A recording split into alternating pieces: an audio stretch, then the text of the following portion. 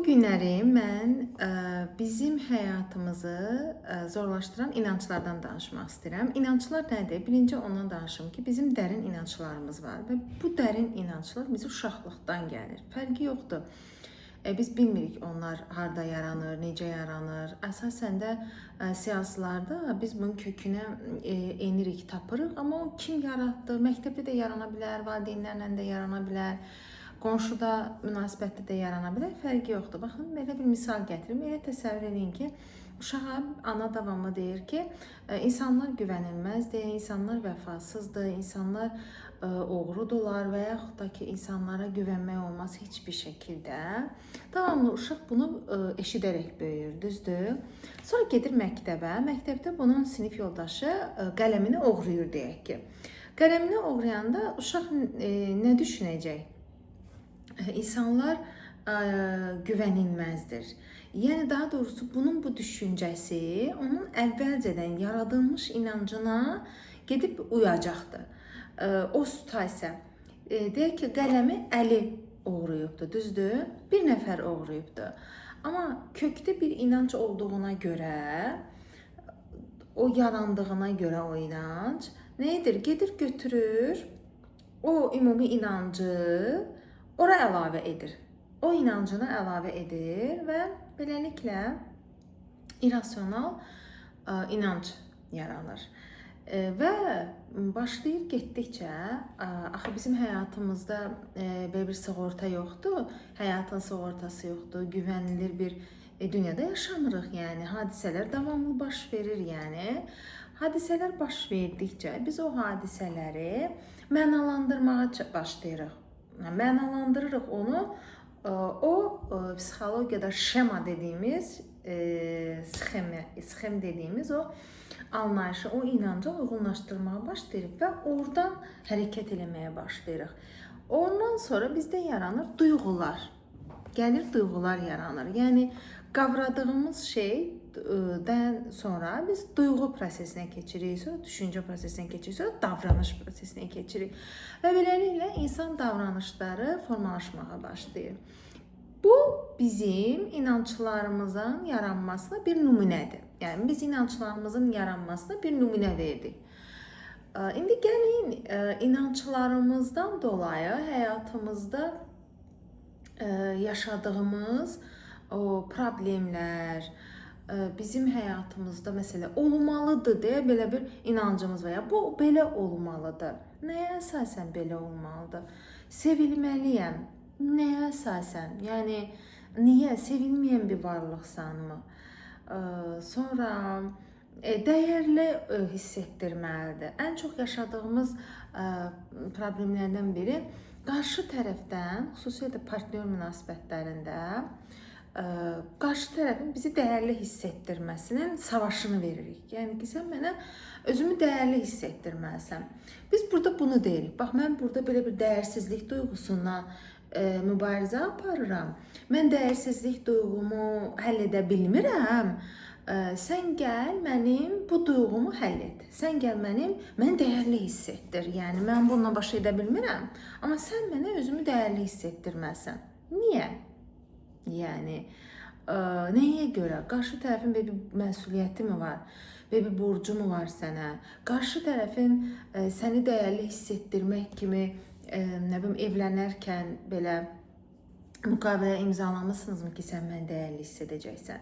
Yəni dinamika, münasibətlərin dinamikası belə yürümür. Təbii ki, hörmət, dəyərli, bir-birinin yanında dəyərini görmək. Biz buna deyirik ki, yəni elə insanlarla, doğru insanlarla bir-birinizin dəyərini görmək. Yəni o sənin dəyərli olduğunu görür və bunu gördüyünü ifadə edir. Həmçinin də sən qarşı tərəfin dəyərini gördüyünü ifadə edirsən. Amma burada mən dəyərli olum, dəyərli etsin deyib qurban bilincinə keçmək, qurban rolunda olmaq bizim münasibətlərdə biraz problemli, üçbucaq münasibəti dediyimiz problemli bir münasibətə gətirib çıxardır. Bu bizim inanclarımızdır. Yəni hər hansı bir, yəni dəyərli olmalıyam. Nəyə görə? Sevilməliyəm. Mən sevilməlidirlər, yoxsa yaşaya bilmərəm. Yəni sevilmək istəyirik. Baxın, sevilmək istəkdir, ehtiyac deyildir. Yəni sevilməsən də bu həyatda yaşamaq olur. Biraz önce dedim ki, indi ehtiyaclar və istəklər arasına gedir. Bizim temel ehtiyaclarımız vardır. Maslow'un da o tələbatlar dediği hiyerarxiyasında orada maddi ehtiyaclar, yani fizyoloji ehtiyaclarımız önde gəlir. Yəni birinci gəlir. Yəni insanın ehtiyacları vardır. Qidadır, sudur, yeməkdir və s.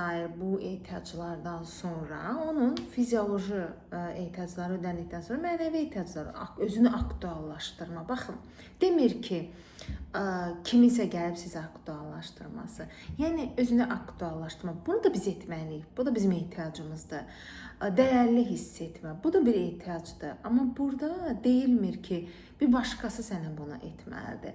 Yəni hər kəs öz dəyərli hiss etmə ehtiyacını özü ödəməlidir. Özü bunun üçün bir şeylər etməlidir. Sonrasında isə insanlarla həyatını paylaşarkən doğru insanları, doğru münasibət qurub, doğru dostlar, doğru ətraf mühit, doğru partnyor münasibətləri, sevgi münasibətlərini qurub həyata davam edə bilər.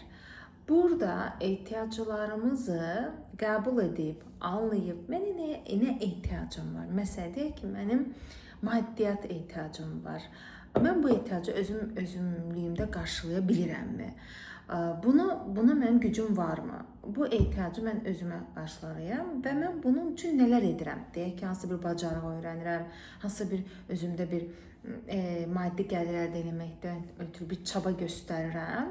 Okey, bunu eləyirəm və ehtiyacımı qarşılayıram. Bu başqa bir şeydir. Bax, bu bizim ehtiyacımızı qarşılamaqdır. Bir də var ki, siz bu ehtiyacı götürürsünüz və istək halına gətirirsiniz.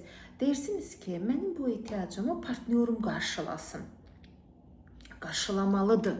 Bunu etməlidir. Çünki mənimlə məcburdur buna. Baxın, etməsini istəyərdik. Bəli, mən də razıyam. Hətta bununla %100 razıyam. Əla. Amma biz bunu, bu ehtiyacı, bu bir ehtiyacdır. Çünki alma-vermə dəngəsi var, alma-vermə balansı var. Bu qorunmalıdır. Partnyor münasibətlərində, yəni sadəcə sən bunu etməsən, yox, başqa bir videoda ayrı bir çəkərəm. Amma burada alma-vermə balansı qorunmalıdır. Bəli, partnyor da sizin ehtiyaclarınızı qarşılamaq üçün o da istəməlidir. Əslində biz bunu da istəməlidir deyəndə, istəyərdik o da istəsin. İstəməlidir deyil də, yəni istərsə yaxşı olar. Yəni kainatın belə bir qanunu vardır. Eril vardır, dişil vardır və erilin ehtiyacını dişilin ehtiyacını eril qarşılayır və erilin bir vəzifəsi vardır, dişilin bir vəzifəsi vardır. Bu başqa, bu vəzifələri bilmək, vəzifələrini görmək, məsuliyyət götürmək. Baxın, məsuliyyət götürmək. Məsuliyyət götürərsə yaxşı olar. Məsuliyyətli bir insanın yanımızda olması möhtəşəm bir şeydir. İstəyərdik, amma bunu tələb halına gətirib və bu tələbi bir nəfər üzərinə köçürəndə bu bizim münasibətlərimizdə problem yaradır və bizi depressiyaya salır. Olanı görmürük. Olanı görməyə qoymur. Olanı görməkdə çətinlik yaşayırıq. Buna görə də biz qarşı tərəfə ötürürük ki, yəni sən eləməlisən, sənin indi buna vəzifən, sən bundan dolayı sən niyə eləmirsən, depressiyaya girmək, sonra həmin insana qarşı müəyyən bir savaş açmaq. Burada nə edirik? Baxın, sən bunu ödəyə bilirsənmi? Mən bu ehtiyacımı ödəyə bilirəm, düzdür? Baxın, ehtiyacı. İstəklərim vardır. O istəklərimi də, çünki qarşı tərəfin də istəkləri vardır. Və qarşı tərəf də mütləq şəkildə sizdən istəklərinlə tələbdə bulunur. Və siz onun istəklərini yerinə yetirərkən, qarşı tərəf də sizin istəklərinizi yerinə yetirsə, burası okeydir. Yəni, baş-başa gəlirsiniz. Yəni, alma-vermə balansını qoruyursunuz. Yəni, o Taxtaverellanın bir tərəfi davamlı belə olmamalıdır. Yəni, burada dəngədə olmalısınız, dəngədə saxlaya bilirsiniz. Belə olanda biz nə edirik? Götürürük istəklərimizi ehtiyaclardan ayırıb münasibətdə birinci bunu edirik.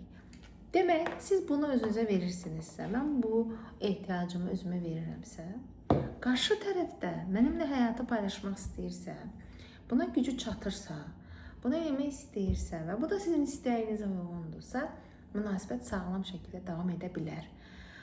Etməlidir. Zaten sağlam münasibətlər bu formada qurulur. Amma siz bunu eləmək istəməyən, öz ehtiyacı ilə istəyini ayrı edə bilməyən və siz öz ehtiyaclarınızı özünüz qarşılayıb, istəkləriniz üçün bir çaba sərf etmədiyiniz halda, birinin sizin istəklərinizi bunu etməlidir tələbkarlığında olanda, həddindən artıq tələbkarlıq eləyəndə, bu artıq bloklayır bizi. Və nə edir? Depressiya, stres, qurban rolu, mağduram da mağdur kimi rollarda özümüzü qoruyuruq və özümüzü rahat hiss edirik orada. Belə.